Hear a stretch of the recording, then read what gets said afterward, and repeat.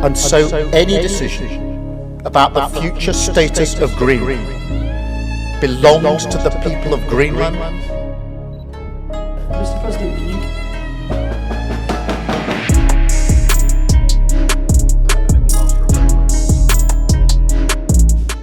Is the special relationship dead?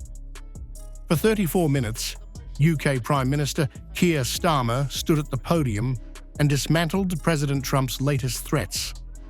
Starmer didn't mince words, calling Trump's plan to slap tariffs on allies completely wrong.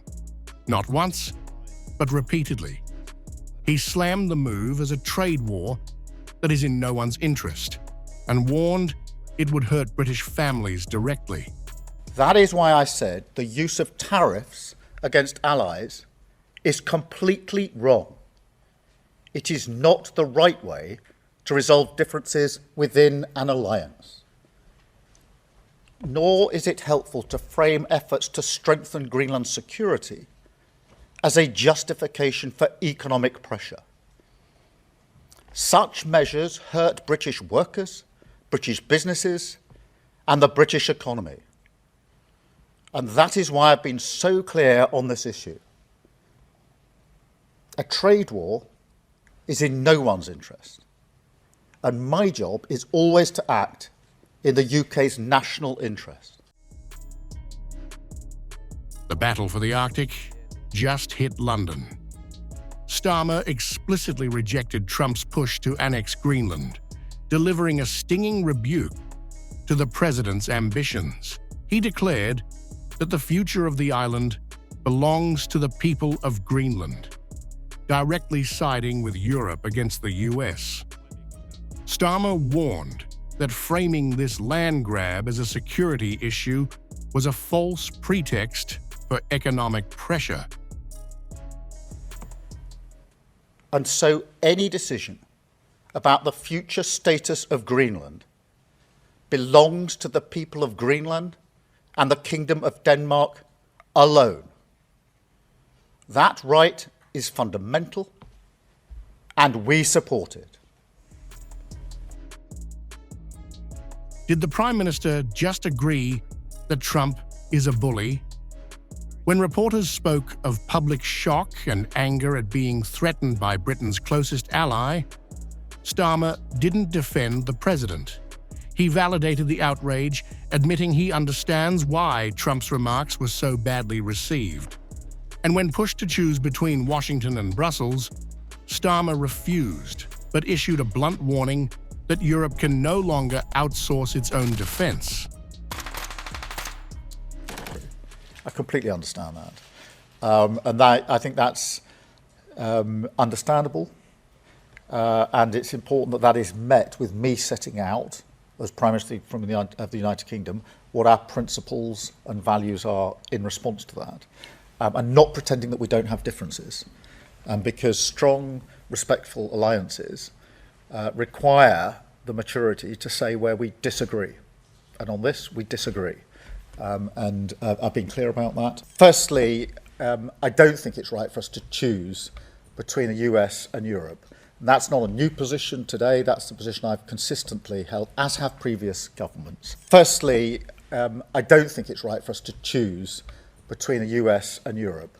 And that's not a new position today. That's the position I've consistently held, as have previous governments, because we are allies with our European partners and allies with the US. And the strength in being able to keep both those alliances has served us well over the last 80 years. So this is not a moment to sort of choose one between the other.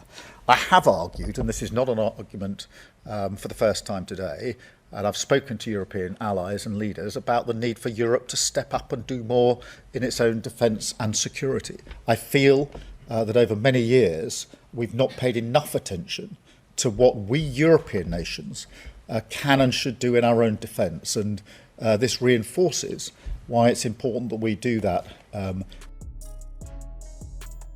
Why doesn't Starmer just walk away? He gave the terrifying answer: nukes. Despite the insults and tariff threats, Starmer admitted the UK cannot afford to rupture ties with Washington because its nuclear deterrent is tied to the United States. Cutting that relationship, he warned, would endanger Britain itself. Our nuclear deterrent is our foremost weapon and deterrent when it comes to securing the safety of everybody in the United Kingdom. It's my primary duty, and that requires us to have a good relationship with the United States. We must never lose sight of the fact that on defence, security, intelligence and nuclear capability, we work very closely with our US allies, and it's in our national interest to continue to do so. The stakes couldn't be higher. Starmer warned of a downward spiral that could cause huge damage, not just to the economy, but to the Western alliance itself. He revealed he is already in urgent talks with European leaders, trying to stop a full-blown trade war before it begins. Because if this alliance fractures now, Starmer made one thing clear: it won't be politicians who pay the price.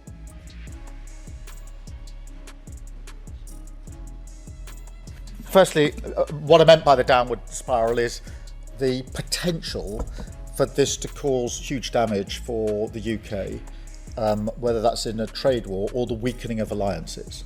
And I do not want to see that happen. It's really important that we act now in response to the threat of tariffs. When war drives up fuel prices, it's households who feel it first.